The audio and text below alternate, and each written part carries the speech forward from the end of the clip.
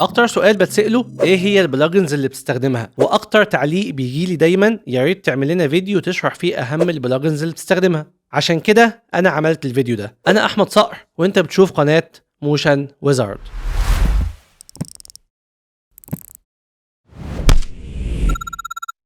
قبل ما نبدأ حابب أأكد على حاجة مهمة جدا، البلجنز دي بتسرع شغلك مش بتعمله بدالك، يعني لازم تكون عارف انت بتعمل ايه وليه، وده اللي احنا بنشرحه في موشن كرافت. في راوند جديدة هتبدأ قريب، تقدر تشوف التفاصيل في أول كومنت. أول بلجن معانا بلجن اسمه اكستراكت ماسك، وده وظيفته ان لو عندي صورة بالشكل ده طبعا تكون مفصولة عن الخلفية. لو عندي الصورة دي وحبيت ان انا اقسمها لليارات على حسب كل حرف او حسب كل شيء موجود عندي، بدل ما اعمل دوبليكيت بعدد اللايرز اللي موجوده عندي او بعدد التفاصيل اللي موجوده عندي واعمل ماسك على كل حاجه زي ما عملناها فيديو قبل كده، دلوقتي البلجن ده يقدر ان هو يعمل لي الموضوع ده بخطوه واحده بس. يعني لو وقفت على اللاير دي بس لازم تكون PNG، لازم تكون الحروف مفصوله عن بعضها، ودوست هنا سيبريت اليمنتس، هيطلع لي البوكس ده. هدوس اوكي، بعد كده هدوس اوكي على طول وادوس اوكي مره تاني، هلاقي ان هو قسم لي كل حاجه مستقله هنا في الفايل على لاير لوحدها. يعني لو مسكت دي كده هلاقيها عباره عن لاير لوحدها، لو مسكت اي حاجه تاني، لو مسكت دول على بعضهم هلاقي كل دول ممكن ادوس هنا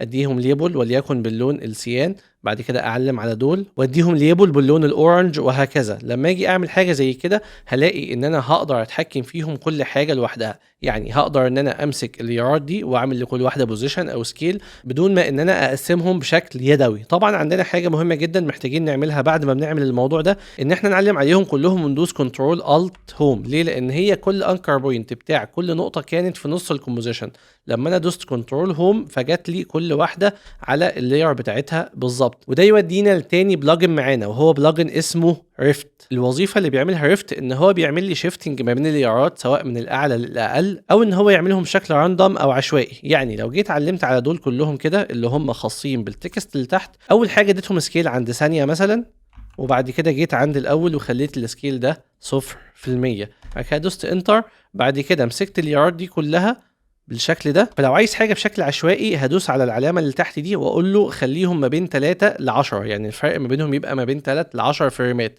وادوس اوكي. بعد كده اشغل بالشكل ده هلاقيهم ظهروا بالطريقه دي. او ان انا ممكن اعمل حاجه تاني، ممكن اعمل هنا اقول له خلي الفرق ما بين كل واحده والتانيه فريم واحد بس ديس اسندنج. طبعا الفرق ما بين ديس اسندنج واسندنج ان واحده منهم بتبقى تصاعدي على حسب ترتيب اللايرات وواحده تنازلي، فلو دوست هنا كده هلاقي ان هو بيعملهم لي بشكل تنازلي من فوق لتحت. لو اشتغلت كده هلاقيهم بيظهروا بالشكل ده. طبعا الفرق ما بين الكي فريمات كبير شويه، فانا ممكن اخلي ده 15 فريم او 10 فريم بس. بعد كده اشغل تاني واعلم عليهم، طبعا ما اكونش معلم على الكي فريمات، لازم اكون معلم على اللايرز نفسها، وبعد كده اعمل ده بالشكل ده واشغل واشوف هلاقيهم بيطلعوا معايا بالشكل ده. طبعا حاجه زي كده بتسهل معايا وقت كتير جدا، بس زي ما قلنا لازم اكون مخطط انا هعمل ايه. طبعا انا عاوز اطبق قاعده هنا من قواعد الانيميشن هي اوفرلابنج، ان هي حاجه ما تطلعش مع بعضها، ففي الحاله دي قلت هخلي في شيفت ما بين كل لاير والثانيه، عشان كده عملتها بالشكل ده. طبعا في النسخ الحديثه لو انت شغال افتر افكت 2025 او 2026، لو علمت على اللايرات بالشكل ده وبعد كده دوست الت كنترول وسحبت كده، بيبدا ان هو يعمل لي نفس الموضوع بس بشكل متدرج. طبعا هنا مش بقدر اتحكم في الفرق ما بين كل لاير والتانيه، لكن برضه الموضوع ده بيسهل عليا الحركه، وطبعا مش هيبقى عندي كل الخصائص اللي موجوده في البلجن بتاع ريفت. البلجن اللي بعد كده هو من البلجنز الحلوه جدا والمهمه جدا واللي بتفرق في شكل الشغل جدا، واسمه باونسر. لو انا رجعت كل اللايرات دي تبقى في الاول، وبعد كده دوست على حرف الاس عشان يفتح لي السكيل اللي انا عملته، بعد كده علمت على دول كلهم بالشكل ده وشفت باونسر عندي، هلاقيه بيعمل حاجه بسيطه جدا. انا دلوقتي معلم على السكيل، طار السكيل بالشكل ده، بعد كده هدوس باونس ات، بعد كده لما اشغل هلاقي اللايرات بتعمل معايا باونسنج بالشكل ده. طبعا انا ممكن ازود القيمه، بس لو عاوز ازود القيمه فيهم كلهم لازم اعمل كنترول زد عشان خاطر يكون معلم لي عليهم ويكون لسه عاملهم، فاقدر اعدل فيهم مع بعض. لو دوست تاني باونس ات، بعد كده جيت هنا خليت ال50 دي 150، بعد كده شغلت كده هلاقي القيمه بقت اكتر شويه. لو جيت اطبق الريفت اللي انا عملته من شويه وخليت دي 2 مثلا، وبعد كده دوست كده بالشكل ده، بعد كده شغلت واشوف هلاقي الحركه بتطلع معايا بالشكل ده. 2 بالنسبه لي كتير، فخلاص انا هخليها 1. بعد كده شغل واشوف هلاقيها بتطلع بالشكل ده. طبعا عشان اللايرات مش مترتبه ورا بعضها بشكل مظبوط، ففي حاجات بتطلع قبل حاجات، فممكن ساعتها اعدلها بشكل مانيوال. رابع بلجن معانا وهو بلجن مهم جدا بيسهل عليا الشغل برضه، هو اكسبلود شيبس. طبعا احنا هنا عندنا اللايرات عباره عن فوتوشوب، وده مش ينفع معايا ان احنا نستخدم التول دي، لكن التول دي بتنفعني لما بيكون عندي حاجه زي كده. نفترض اللاير دي او الشيب ده وحبينا ان احنا نعدل في الباث بتاعه. الافتر افكت بيتعامل مع كل لاير كانه صوره مستقله بحد ذاتها، فعشان خاطر اقدر اتحكم في الباث بدوس من هنا كليك يمين، وبعد كده ادوس من هنا كرييت، وبعد كده كرييت شيبس فروم فيكتور لايرز. طبعا الاسهل ان انا اقف على اللاير بتاعتي ومن هنا ادوس على العلامه بتاعت الاي اي، ادوس عليها كده فيطلع لي الحاجه اللي انا محتاجها، وبشكل اوتوماتيك يقفل لي اللاير الثانيه دي خلاص مش عاوزينها، وطلع لي اللاير الجديده. فدلوقتي لو انا دوست سهم كده وبعد كده دوست على الكونتنت بتاعتي وبعد كده دوست على الجروب وعلى الباص، دلوقتي اقدر اتحكم في الباص بتاعي. يعني ممكن اعمل كده واروح ماسك دول هنا بالشكل ده، وادي هنا كي فريم في الباص، بعد كده اجي قدام شويه واروح معلم تاني، وبعد كده ارفع اللي انا كنت منزلهم دول. طبعا المفروض اثبت وبعد كده احرك، بس يعني احنا بنشرح هنا البلجن او التول اللي معانا.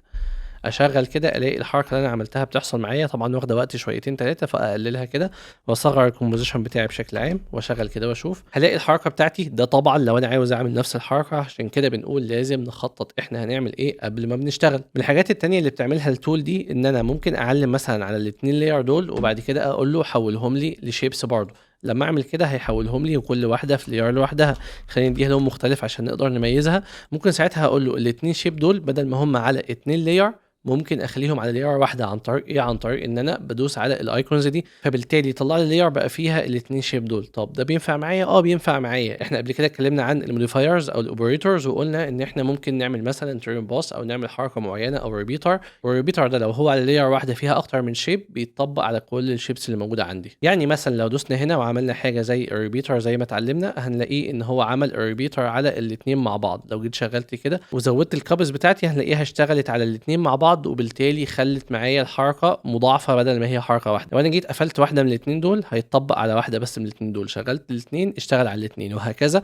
طبعا القائمه بتاعت الموديفايرز قائمه مهمه جدا وقائمه حلوه جدا، ودي من القوائم اللي بتنفعنا جدا في الشغل بتاع الافتر افكت لو احنا حابين فعلا نبقى محترفين في الشغل بتاعنا. ودي طبعا حاجه احنا شرحناها على القناه وبنشرحها بتطبيقاتها في المنتور شيب اللي احنا اتكلمنا عنها. خامس بلجن معانا هي الغنيه عن التعريف جدا وهي مجانيه برضو، اللي هي موشن تولز. موشن تولز بتعمل حاجات كتير جدا، بالفعل هي بتغنينا عن تولز وعن بلجنز كتير جدا. على سبيل المثال لو انا عندي لاير زي اللي احنا كنا فاتحينها من شويه وحابب ان انا اخلي الانكر بوينت تحت عشان خاطر اخليها تطلع بسكيل من تحت، فبدل ما ادوس حرف الواي واروح منزلها بالشكل ده او استخدم بلجنز ثانيه بتعمل الموضوع ده، فانا ممكن بمنتهى السهوله اقف على اللاير واقول له خلي الانكر بوينت هنا او خليها هنا او خليها هنا وهكذا. ممكن برضو نعمل اللي احنا عملناه من شويه عن طريق ان احنا نعلم على كام لاير ونقول له خلي فيهم شيفتنج كده، او خلي الشيفتنج بالعكس، او خليه بشكل راندوم زي ما احنا عملنا. طبعا ريفت بتديني خصائص اكتر، لكن دي هنا بتقضي برضو معايا الغرض. ممكن برضو نعمل اللي احنا عملناه من شويه. لو احنا دلوقتي واقفين على اللاير بتاعتنا السليتور ودوسنا كده هنلاقيه ان هو حولها لنا اوتوماتيك لباص زي التاني. لو دوست حتى يو مرتين هنا ممكن اقف على الباص واعمل نفس اللي انا عملته من شويه بالظبط. هدوس طبعا حرف الفي واعلم عليهم واعمل نفس اللي انا عملته من شويه بالظبط.